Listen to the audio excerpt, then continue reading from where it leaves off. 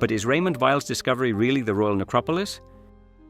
Let's analyze the evidence, both for and against. Point 1. Lack of historical memory. If this were truly the royal necropolis, it wouldn't have been so easily forgotten, and it would have received more attention in later historical records. But knowledge of the place was not lost during the Babylonian exile, nor after the destruction of the first and second temples. We know that part of the population was not exiled. The Jewish sages knew its location just before the Bar Kokhba revolt, which resulted in, besides genocide and destruction, the prohibition for Jews to live in Jerusalem. It seems that the exact location was lost from then on, and certainly during the Byzantine era, due to the scarce Jewish presence and the devotion of Christian pilgrims. That is, the change of the old Jewish population for a new foreign population in Jerusalem caused the place to be forgotten, and the devotion of the pilgrims, who wanted to know where the place was, made it reappear in the wrong place. Point 2. Absence of evidence confirming its use as tombs. No artifacts, bones, or human remains have been found to support the claim that they were used as tombs. But this is not surprising, given that tomb looting was a common practice. The site had subsequent secondary uses, which could have altered or destroyed the original remains, and there was intensive exploitation of the area as a quarry, which damaged the pre-existing structures. And even more so, cisterns require annual cleaning for maintenance, which would leave them especially empty of previous remains. Point 3. The main findings correspond to the Second Temple period. In the lower tunnel of T1, traces of a black-grayish mortar were discovered near the grooves in the side walls, which can be dated to the Second Temple period. The triangular niches carved into the wall, probably designed to hold oil lamps, also date from the Second Temple period. It is evident that T1 underwent significant alterations over time, probably on multiple occasions. These modifications indicate later renovations rather than reflecting the structure's original function. In contrast, T2 has better preserved its original design.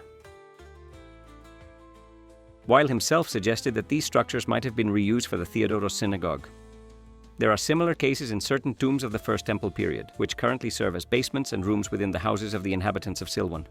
On the hypothesis that the structures were cisterns, the original form of the site does not match the typical design of cisterns. Cisterns are not built with openings at the bottom instead of the top.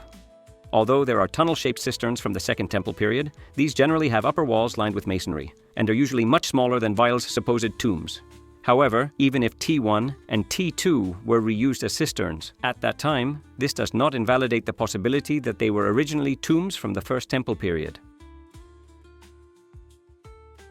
But the main argument against the identification of Weill's tombs is their difference from other First Temple period tombs in Jerusalem. Tombs like those in Silwan, Ketef Hinnom, the École Biblique. The overall design of Weill's tombs is very distinct. The quality of the stone carving is noticeably inferior. Lacking are sophisticated architectural elements, characteristic of royal tombs of the era, such as bone repositories, gabled ceilings, headrests in the Hathor style, walls and doors carved with frames, moldings, and decorative cornices.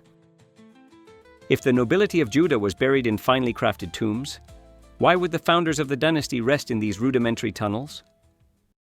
But this comparison is chronologically inconsistent.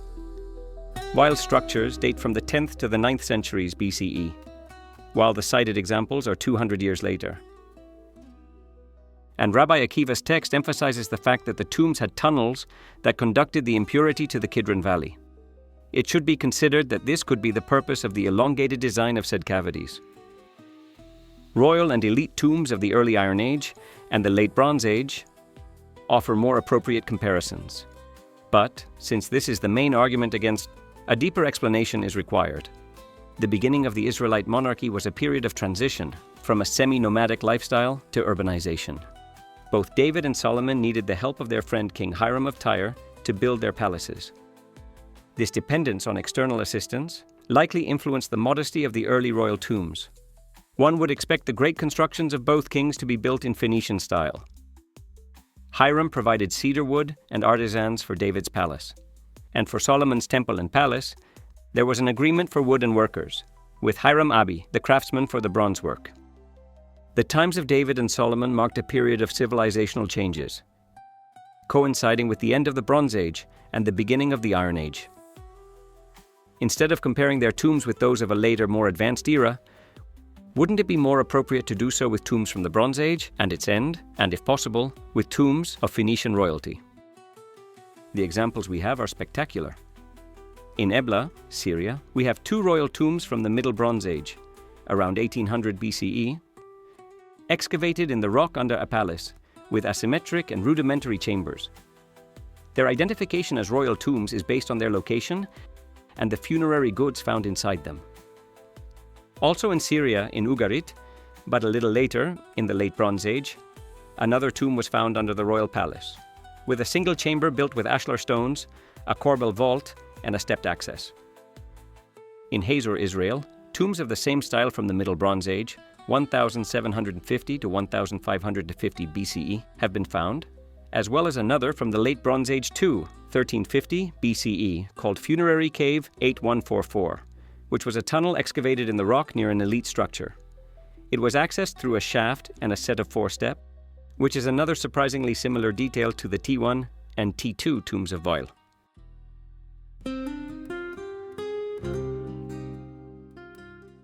And finally, Byblos, the tomb of Ahiram, around the 11th century BCE. Ahiram was a contemporary of David, who, we remember, requested the help of another Phoenician king, Hiram of Tyre, to build his palace. Ahiram's final resting place was found after a landslide on the cliffs surrounding Byblos, in present-day Lebanon, in late 1923, revealing several royal tombs. It was 10 meters deep, carved into limestone, and accessed through a narrow shaft leading to an irregular chamber, 26 feet long and 13 feet wide. Inside this rough crypt, 3 stone sarcophagi lay crammed together, each 8 feet in length. 2 were plain and anonymous, but the third bore the marks of royalty, the sarcophagus of Ahiram, now displayed at the Beirut Museum. A sarcophagus made by Itobal, son of Ahiram, king of Byblos. This remains the oldest substantial Phoenician text we know of. Yet the tomb itself does not reflect such grandeur. Its walls are rough, its proportions modest. Only the treasures inside, the elaborate ornamentation of the coffin, and its location in the royal cemetery of Byblos reveal its royal purpose. The paradox of early royalty in the Levant is its modesty. Ahiram's contemporaries in the city of David, like the royalty and elite from the Bronze Age to the early Iron Age, built architecturally simple tombs where their authority and status were inferred through context, funerary goods, inscriptions, enduring names, and burial locations, rather than through grandiose or monumental architecture. However, these characteristics would have been lost in Weill's tombs due to looting and erosion. The true monument was not the tomb itself, but the legacy of the name it housed. Later Judahite tombs, the ornate examples from the late Iron Age in Jerusalem, reflect the mature wealth and ambition of the kingdom, with influences from other civilizations. But applying this later standard to earlier periods is anachronistic. Weill's tombs align with the simplicity of royal burials from the Davidic era and others from the earlier Near East, especially with the contemporary Phoenician style.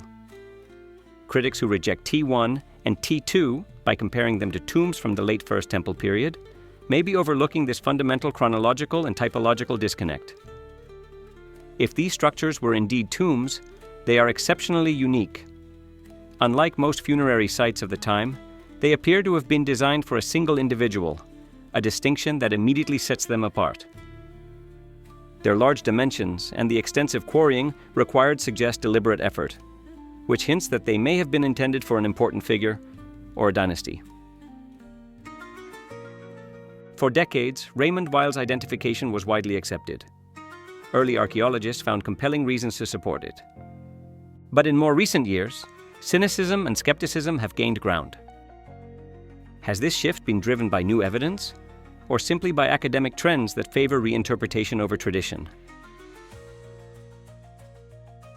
Since the 1960s, the minimalists sowed doubt about David and Solomon and about the unified kingdom due to lack of evidence, not due to evidence against it. But each new discovery indicates otherwise. The geographical argument in favor of this site remains surprisingly strong. Biblical texts indicate that the royal necropolis was within the city of David, a small area, only 4.8 hectares, 12 acres. The biblical text itself specifies this location and implies its royal Phoenician style. Rav Akiva tells us that they were inside the city but with tunnels to the Kidron Valley. Despite exhaustive excavations, No other candidates for the tombs of Judah's royalty have been discovered within this limited space, although it is true that they could have been completely dismantled by later quarrying. If these structures are indeed tombs, as Mazar and Usishkin believe, what else could they be but the long-lost royal necropolis of the kings of Jerusalem?